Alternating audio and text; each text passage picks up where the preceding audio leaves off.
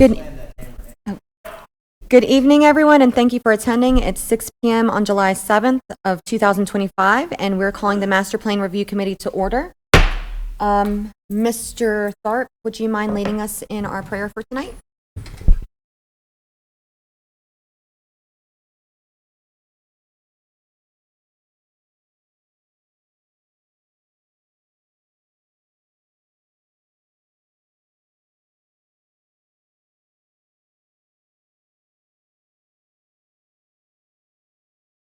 Mr. Burns, can you lead us in the Pledge of Allegiance, please? Pledge allegiance To the flag of the United States of America, and to the republic for which it stands, one nation, under God, indivisible, with liberty and justice for all. And Mr. Clemens, can you please lead us in the roll? Oh.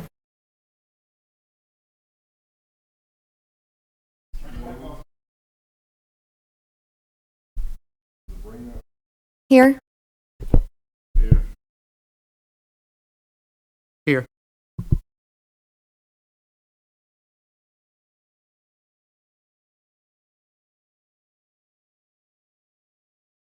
All right, the first item on the agenda is to adopt the June minutes. Can I get a motion for the adoption? Okay, Mr. Burns makes a motion. Do I have a second for the motion? Okay, Mr. Clemens, a second. All in favor for adoption of the minutes for June? Aye. Aye. And I'm going to abstain because I was not. Okay, item number 6 is old business. We don't have any old business on the agenda. Are there any comments regarding any old business? No? All right, we'll move on to ongoing business. We don't have any ongoing business on the agenda. Are there any comments regarding ongoing business? All right, and for new business, we have communicative directives by Mr. Clemens. Do you mind leading us through that, please?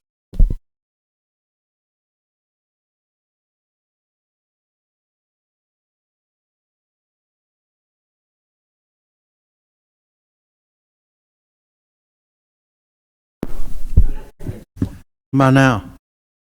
Can you hear me now? Just like I say, Mr. Burns, you're aware that recently a communications directive went out to everybody involved with the master plan. The administration sent out a letter. It turns out the letter was being sent by mistake. There was some new directives getting on how we were supposed to handle talking with WPS, attorneys, so forth. Several of us had a meeting with the administration last week, and we worked out a new procedure. Number one, WPS was going to have a point of contact with planning and zoning, and that one person was going to handle communication with WPS. They're narrowing down to the finish line here, and they're having too many people still talking to them. As far as the attorneys go, it turns out that everybody was calling the attorney one at a time, sometimes duplicating questions. And we were asked to once again bring it to a focus. So now planning and zoning has been asked to go to the chairperson, and that chairperson will forward the questions outside of the committee. Where that gets to us is we are really a subset of planning and zoning. And what we're going to do is we're going to communicate directly with planning and zoning. So we really should not be calling WPS anymore at this point. And that's really the upshot of the communications directive last week. Any question?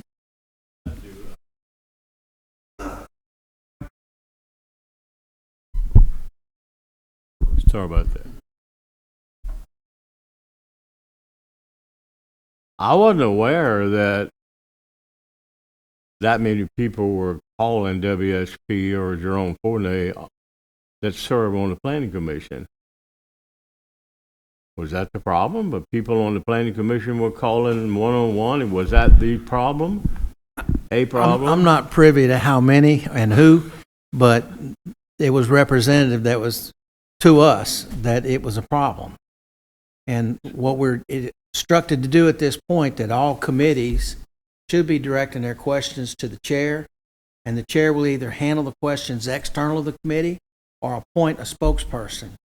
But in the discussion, it came up that a lot of the committees, different members will speak up for the committee, and they said, we want to get that all focused to a point. We only have one spokesperson per committee.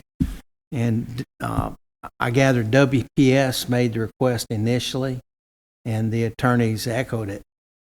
So they don't want to be receiving a whole lot of phone calls. Things are narrowing down to a point. Another month and a half, we should have the final copy for the master plan. Was this only directed to updating the master plan? Is that the only issue that was an issue? I mean, but I know way back yonder, we had the task force, and a lot of people were calling WSP and Mr. Jerome Fournay at that time, and there was no objection to that by anybody. So it apparently is updated. It's now associated with updating the master plan. Is that why we? Well, initially, I wasn't privy. I couldn't come to the meeting. I was trying to feed the masses, and I just couldn't make it. initially the task force had 8 members, but on the first meeting we had 12 people show up. By the second meeting we had 22. By the third meeting there was almost 40 in here, and it grew to 60. By that time, the task force was really a moot point. It was not operable with that many people on it. I know, Sabrina, you watched it happen. But at that time also, it had gotten to a point where everybody and his brother was calling WPS and Jerome Fournier, and even Martin Maley and Steve Irvin, our attorney. And they were all starting to say, whoa, too many phone calls. But as far as the administration goes, it started hitting them in the bank book because too many people were calling the attorneys. Attorneys, they'll take a 2-minute phone call and bill you for 2 hours.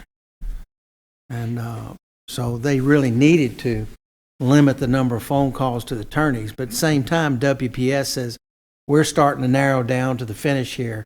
We need to cut the number of voices down. The letter probably could have been worded better, and it probably shouldn't have been sent out at all, is what we decided. But at the same time, we were asked to go back to our individual commissions and refocus that there should be a spokesperson for each committee, and that we should not be going outside of that process. Yes, I have a question for you. So from my understanding, the task force was created to have a voice for the community, for each stakeholder involved in our community. And I know that we had came together and they had each person come, and then I know the council had joined and they had said a few things as well, but it's like it disappeared. And now I know they have the community meetings, but what other voice? They don't have the stakeholders still in there. So do you know, like doing the task force, have you heard anything about that? Or are we just shut down because they don't agree with some of the things that we say? I can't speak for the task force. I'm not on it anymore. Oh. Whenever I step down as chair, I'd roll that over to Ralph Burgess, who chairs now. Okay. But as far as the planning and zoning is concerned, our chairperson on planning and zoning will be handling all calls external to our committee. Okay. That was the protocol that we all agreed we were going to rely on. Yeah. One thing that did come up, though, was state law is pretty specific on how a master plan is arrived at. It says very plainly that planning and zoning shall write the master plan. It doesn't say that a task force is going to write the master plan and run it by the parish president, and then the council is going to approve it and then give it to planning and zoning. It says planning and zoning will write the master plan. Procedure from that point is that once planning and zoning adopts a master plan by resolution, then copies are sent to the administration and to the clerk of court and the council, which means that there is no recourse, no second guessing planning and zoning as far as state law is concerned. And we talked about that as well. I guess my point is, are those community outreach, those meetings where there's probably like maybe 10 to 20 people in there, is that the only voice from the community? There have been a number of town hall meetings. There have been, but you don't see it as often as you should. I know they've reached out here and there, but on 1 or 2 days, I think in June they had 1, maybe 2 Two, I know of. And one was in Albany, and another one is Springfield, right whenever it's, One in people are getting Watson off as of well. work. There was one in Watson. Right, as well. whenever people are getting off of work. I mean, how else should the community be able to communicate with them to say, hey, this is what we feel? I guess that's where my concern is. I feel like it should be transparent, and everyone from the community should be able to be involved as much as they can be, I guess. Well, they've pretty much completed gathering data and hearing the Yeah. voices of the people. At this point in time, they're collating and making final copies. We're 6 weeks away from turning it over to planning and zoning, and we'll see how quickly planning and zoning will go through it, whether or not they agree with everything that's in there. But the WPS portion will very rapidly be at an end. And I understand also the drone fournay is fairly well done with it as well. So there's no point in calling drone fournay anymore. And WPS will be finished in a few more weeks. So that process is just about at an end anyway. You saying Jerome Fournier is not, he's not the liaison? Dog, he's out of the picture? Oh, you're fine.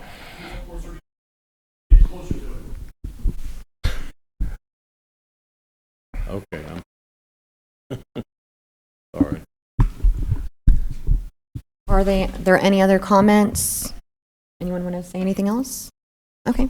I think that's it for today's meeting.